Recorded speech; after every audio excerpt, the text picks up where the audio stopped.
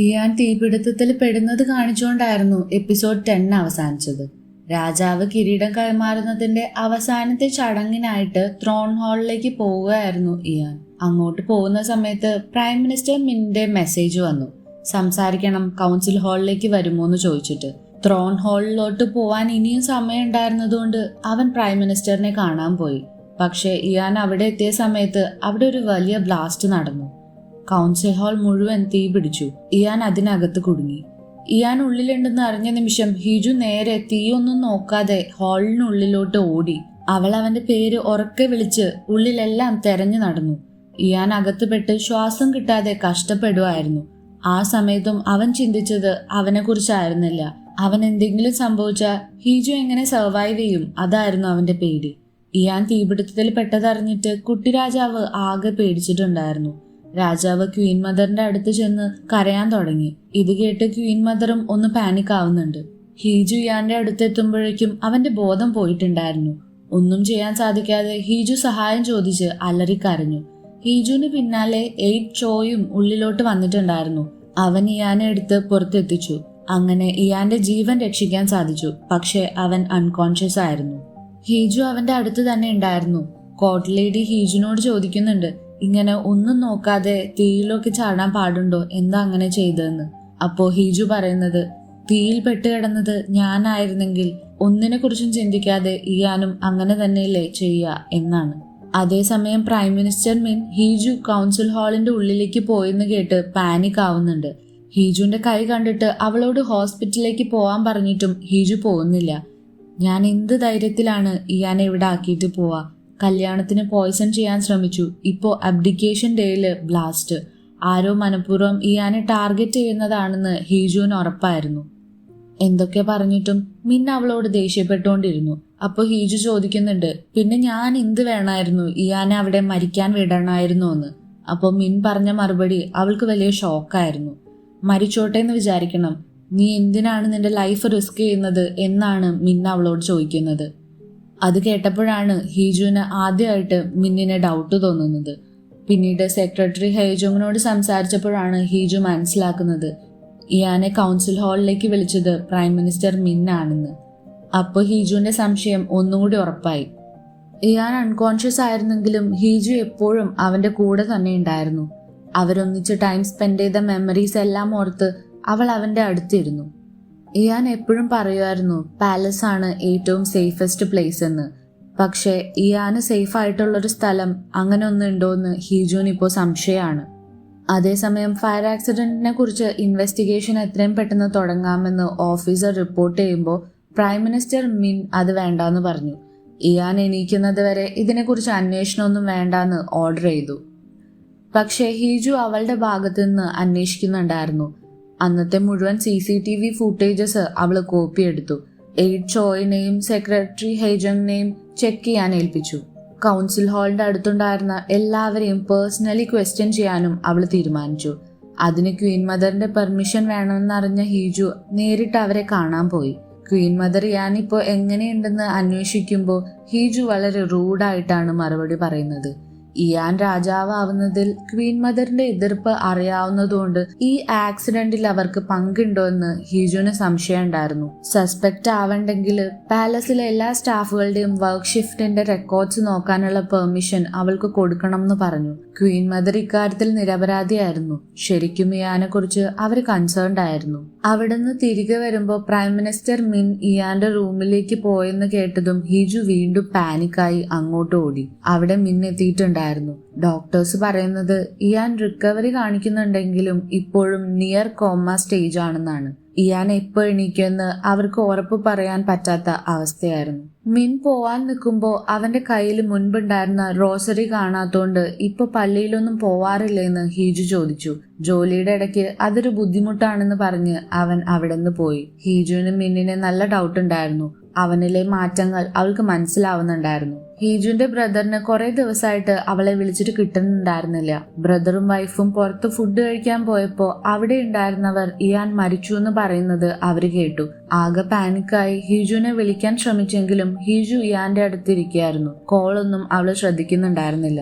Fire ആക്സിഡന്റിന് ശേഷം പാലസിൽ നിന്ന് official statement ഒന്നും കൊടുക്കാഞ്ഞതുകൊണ്ട് ഇയാൻ മരിച്ചുവെന്നും ഹീജു ക്രിട്ടിക്കലായി കിടക്കാണെന്നും റൂമേഴ്സ് വന്നുകൊണ്ടിരുന്നു. രണ്ടുപേരും പല ഫംഗ്ഷൻസിൽ നിന്നും മാറി നിന്നതും ഇതിന് കാരണമായി. ഇത് മുതലെടുത്ത് പ്രൈം മിനിസ്റ്റർ മിൻ ഇയാന്റെ റീജൻസി ക്യാൻസൽ ചെയ്ത് ഇയാൻ എഴുന്നേൽക്കുന്നതിന് മുന്ന് ക്വീൻ മദറിനോട് റെസ്പോൺസിബിലിറ്റീസ് ഏറ്റെടുക്കാൻ പറഞ്ഞു. ക്വീൻ മദറിന് അത് താല്പര്യം ഉണ്ടായിരുന്നില്ല. ഇയാൻ ഓക്കെ ആവട്ടെ എന്നായിരുന്നു അവർക്ക്. ക്വീൻ മദർ ഹെസിറ്റേറ്റ് ചെയ്യുന്നത് കണ്ടപ്പോ അല്ലെങ്കിൽ ഒഫീഷ്യൽ ഓർഡർ ആയിട്ട് ഞാൻ തന്നെ അനൗൺസ് ചെയ്യണമെന്ന് മിൻ അവരെ പ്രഷറൈസ് ചെയ്തു. പക്ഷെ അപ്പോഴാണ് എല്ലാവരെയും ഷോക്കാക്കി ഇയാൻ അകത്തേക്ക് വരുന്നത്. ക്വീൻ മദറിന്റെ മുഖത്ത് ഇയാനെ കണ്ടപ്പോ ആശ്വാസവും മിന്നിന് നിരാശയോടുകൂടിയ ഒരു ഞെട്ടലും ആയിരുന്നു.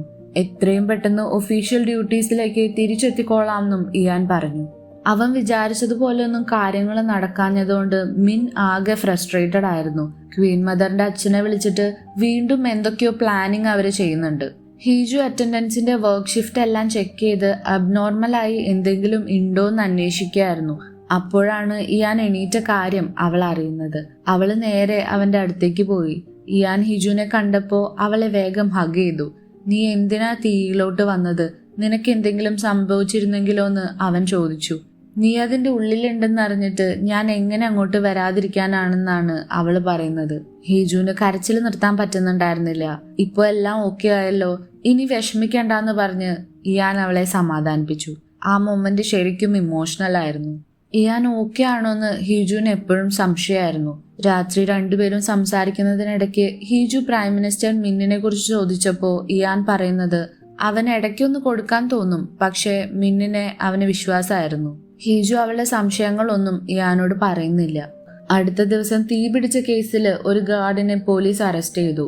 മുന്നേ ഇയാനെതിരെ പ്രൊട്ടസ്റ്റ് ചെയ്ത ആളാണെന്നൊക്കെയാണ് ഡീറ്റെയിൽസ് അവര് കൊടുത്തിട്ടുണ്ടായിരുന്നത്. പക്ഷെ ഇയാൻ അത് സ്ട്രേഞ്ച് ആയി തോന്നി. പ്രതിയെ പിടിക്കാൻ ഇയാൻ എണീക്കുന്നത് വരെ കാത്തിരുന്നത് പോലെ.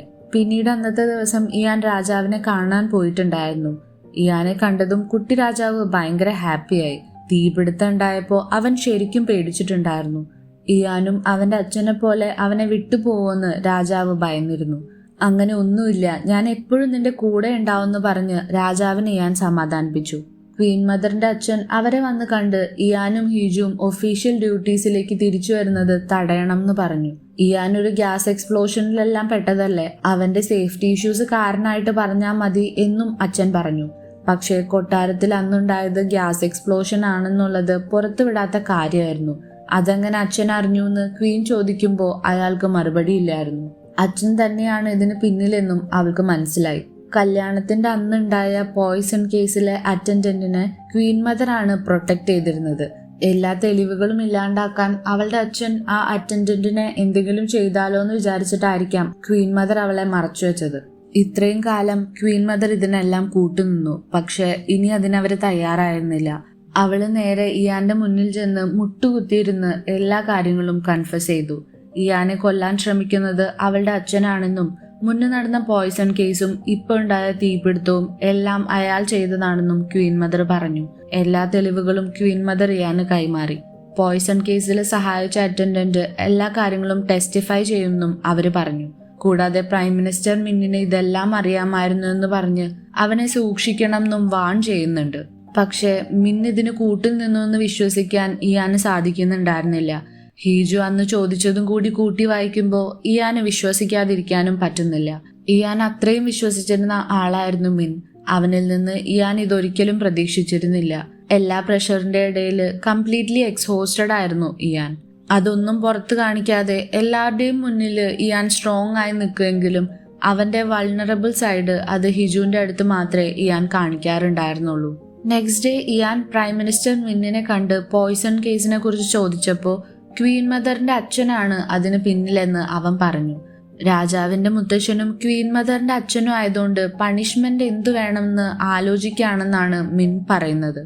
സ്ഥാനങ്ങൾ ഒന്നും നോക്കാതെ അയാളെ പണിഷ് ചെയ്യണമെന്ന് പറഞ്ഞപ്പോൾ മിൻ എതിർത്ത് പറയുന്നത് അങ്ങനെ ചെയ്താൽ ക്രൗൺ തന്നെ തകരും എന്നാണ്. അതിന് ഇയാൻ തക്കതായ മറുപടി തന്നെ കൊടുത്തു. അല്ലെങ്കിലും രാജഭരണം എന്നേക്കും നിലനിൽക്കില്ല. ഞാൻ രാജാവായാൽ രാജഭരണം എന്നേക്കുമായി നിർത്തലാക്കുമെന്ന് ഇയാൻ പറഞ്ഞു. അങ്ങനെ ആദ്യമായിട്ട് ഒരു റോയൽ റിലേറ്റീവിനെ കമ്പൽസറി ഒഫീഷ്യൽ ഇൻവെസ്റ്റിഗേഷൻ ചെയ്യുന്നത് ക്വീൻ മദറിന്റെ അച്ഛനെയാണ്. ഒഫീഷ്യൽസ് അയാളെ അറസ്റ്റ് ചെയ്തു. ജയിലിൽ പോയി ഇയാൻ അയാളെ കാണുമ്പോഴും അയാളല്ല ഇതൊന്നും ചെയ്തതെന്ന് പറഞ്ഞ് നാടകം കളിക്കാൻ നോക്കി. ക്വീൻ മദർ ആണ് എന്നോട് ഇതെല്ലാം പറഞ്ഞത്, അതുകൊണ്ട് അയാൾ മര്യാദയ്ക്ക് നിൽക്കുന്നതനുസരിച്ചിരിക്കും ക്വീൻ മദറിന്റെ അവിടുത്തെ അവസ്ഥ എന്ന് ഇയാൻ പറഞ്ഞപ്പോ പിന്നെ അയാൾക്കൊന്നും പറയാനുണ്ടായിരുന്നില്ല. ഇയാൻ രാജാവായി സ്ഥാനമേൽക്കുന്നത് കാണിച്ചുകൊണ്ടാണ് എപ്പിസോഡ് 11 അവസാനിക്കുന്നത്. ഇനി ഒരു എപ്പിസോഡ് മാത്രമേ ബാക്കിയുള്ളൂ. എന്നെപ്പോലെ തന്നെ ഇപ്പോഴേ ഈ ഡ്രാമ മിസ് ചെയ്യുന്നവരുണ്ടോ? അങ്ങനെയാണെങ്കിൽ നിങ്ങൾ ഒറ്റയ്ക്കല്ല എന്ന് എനിക്ക് പറയാനുള്ളൂ. വീഡിയോ ഇഷ്ടപ്പെട്ട ലൈക്ക് ചെയ്യാനും കമന്റ് ചെയ്യാനും മടിക്കേണ്ട. അടുത്ത എപ്പിസോഡിന് വേണ്ടി ചാനൽ സബ്സ്ക്രൈബ് ചെയ്യാനും. അപ്പോൾ ഓക്കെ, ബൈ.